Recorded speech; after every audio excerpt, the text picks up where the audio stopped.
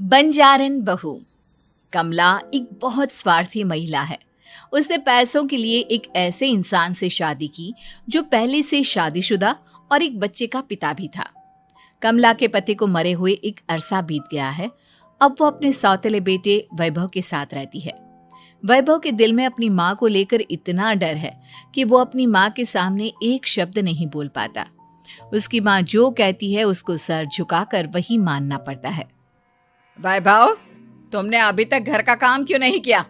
तुमसे कितनी बार कहा है कि सूरज निकलने से पहले तुम घर की साफ सफाई पूरी कर दिया करो।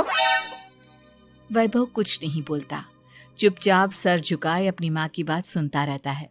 तभी पास में खड़ा नौकर सुखराम कहता है, मालकिन, वैभव बाबा को रात से तेज बुखार है, इसलिए वो सुबह जल्दी उठ नहीं पाए। उनके बदले मैं घर की साफ सफाई कर देता हूँ। इसे कोई बुखार नहीं है। मैं इसे अच्छी तरह से जानती हूँ। ये सब काम न करने के बहाने हैं। सुखराम काका, बोल दो इसे, सारे घर का काम यही करेगा। और इससे समय पर अपना काम पूरा नहीं किया तो इससे आज का खाना भी नहीं मिलेगा। मगर मालकिन, वैभव बाबा की सच में ही तबीयत खराब है, आप एक बार देख तो लीजिए। कमला बिना कुछ बोले वहां से चली गई और बेचारा वैभव तेज बुखार में भी काम करता रहा। कमला वैभव की शादी एक ऐसी लड़की से कराना चाहती थी जो अनपढ़ हो और कमला से इसी तरह डरे जिस तरह वैभव डरता है, ताकि वैभव की सारी जायदाद और धन दौलत उसकी मुट्ठी में रहे। लेकिन आज के जमाने में ऐसी लड़की मिलना मुश्किल है। कमला कार में यही सब कुछ सोचती जा रही थी कि तभी रास्ते में, अरे ड्राइवर, तुमने कार क्यों रोक दी? और ये इतना शोर कैसा? मैडम, आगे कुछ बंजारों का खेल चल रहा है, इसलिए भीड़ लगी है। मैं अभी भीड़ को साइड में करवाकर कार निकालता हूँ। ड्राइवर भीड़ को साइड करके कार निकालने की कोशिश करने लगा कि तभी कमला की नजर रस्सी पर चल रही एक फुलवा नाम की बंजारन पर पड़ी। क्यों ना मैं इस बंजारन की शादी वैभव से करा दूं? ये तो अनपढ़ लग रही है, मेरे पैरों तले दबकर भी रहेगी। मुझे अभी इसके माँ बाप से बात करनी होगी। ये सोचकर कमला ने उन बंजारों से बात की और उन्हें शाम को अपने घर बुलाया। फुलवा के माता पिता वहां उसे लेकर आ गए। उन्होंने इतना आलीशान घर पहले कभी नहीं देखा था। अच्छा हुआ आप लोग आ गए। देखिए, मुझे घुमा फिरा कर बात करने की आदत नहीं है, इसलिए सीधे सीधे मुद्दे पर आती हूँ। मुझे आपकी बेटी बहुत पसंद है। मैं अपने इकलौते बेटे की शादी आपकी बेटी फुलवा से कराना चाहती हूँ। इसके बदले में आप जो चाहो वो ले सकती हैं।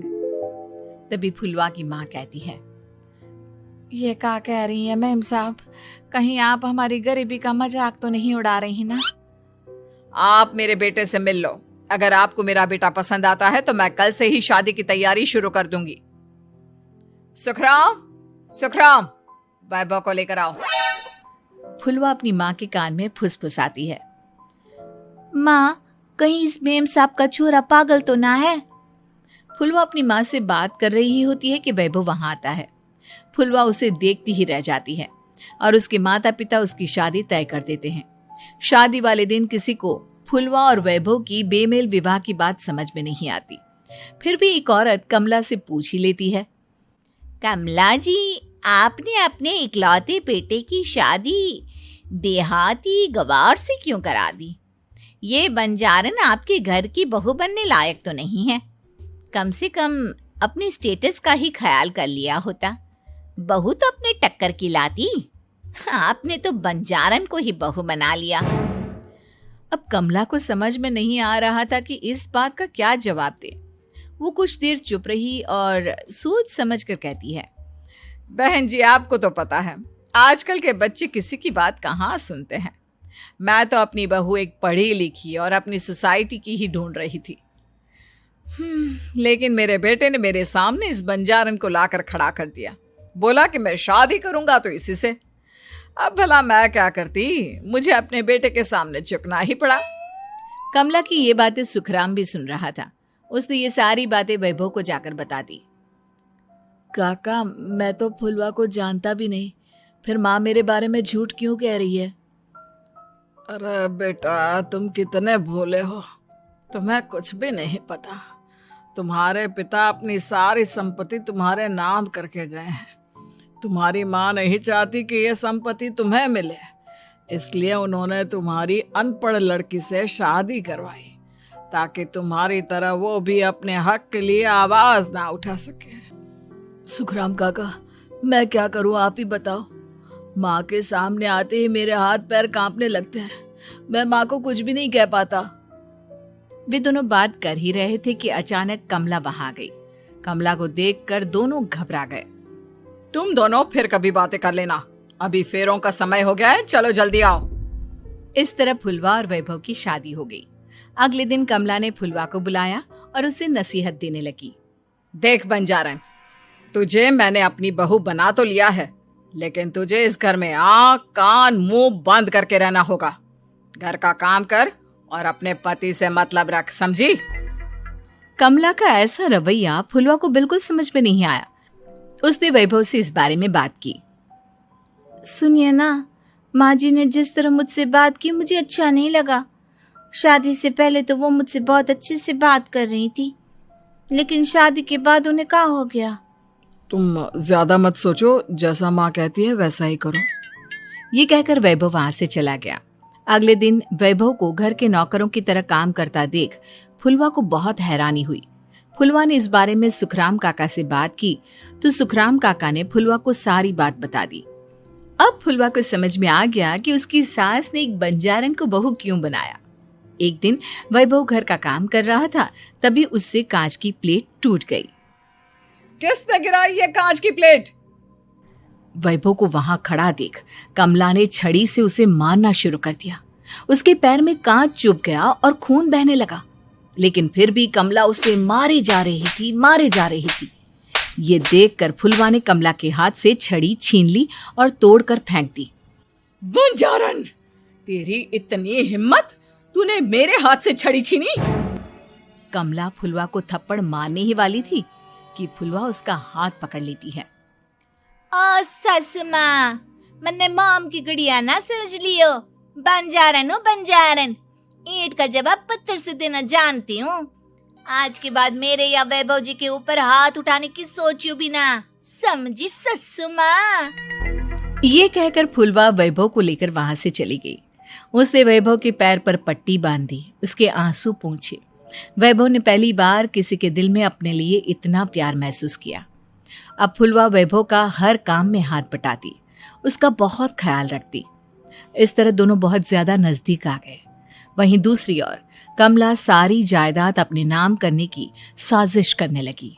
और एक दिन, वैभव, जल्दी बाहर आओ। कमला की आवाज सुनकर वैभव और फुलवा अपने कमरे से बाहर आ गए। जी माँ, आपने बुलाया? ये ले, इन कागजों पर साइन कर दे। वैभव कागजों पर साइन करने ही वाला था कि फुलवा वैभव के हाथ से पेन छीनकर कहती है, ना वैभव जी, आप इस पर हस्ताक्षर नहीं करेंगे। आओ बंजारन, मैं तुझसे बात नहीं कर रही। ये बात मेरे और मेरे बेटे के बीच की है। चुपचाप पेन दे दे, नहीं तो तेरी खाल उधेड़ लूंगी। ससु माँ, बंजारन की खाल इतनी भी ढीली ना होवे कि कोई भी उधेड़ लेवे। जो यकीन ना आता हो तो देख ले उतार के। और हाँ, बंजारन जरूर हूँ पर अनपढ़ ना हूँ। मन्ने भी पता है कि किसी भी कागज पर साइन करने से पहले उसे अच्छी तरह पढ़ लेवे हैं।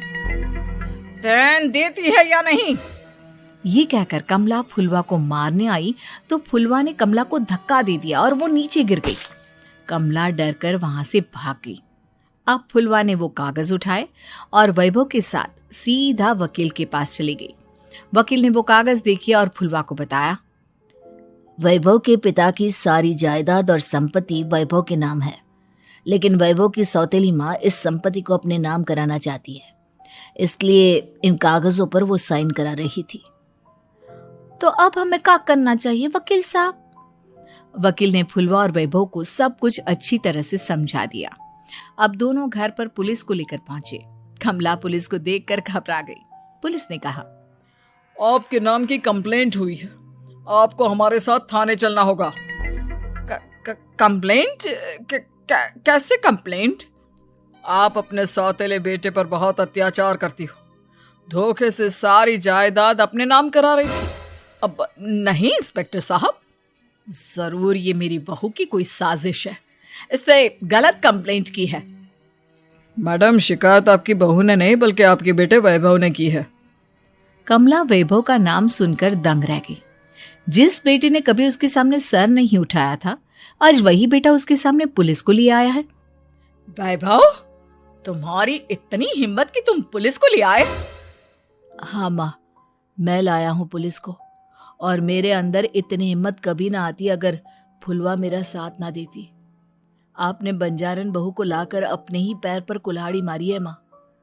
मैडम, अब की बात खत्म हो गई हो तो चलो हमारे साथ।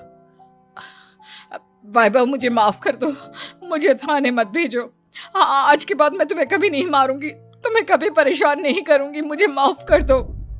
वैभव अपनी कंप्लेंट वापस ले लेता है और पुलिस वहां से चली जाती है।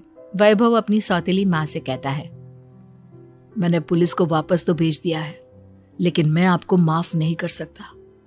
आपने बचपन से आज तक कभी मेरे सर पर हाथ नहीं रखा, हमेशा मुझे मारती रही, नौकरों की तरह बर्ताव करती रही। आप इस घर में नहीं रह सकती, चली जाइए यहां से।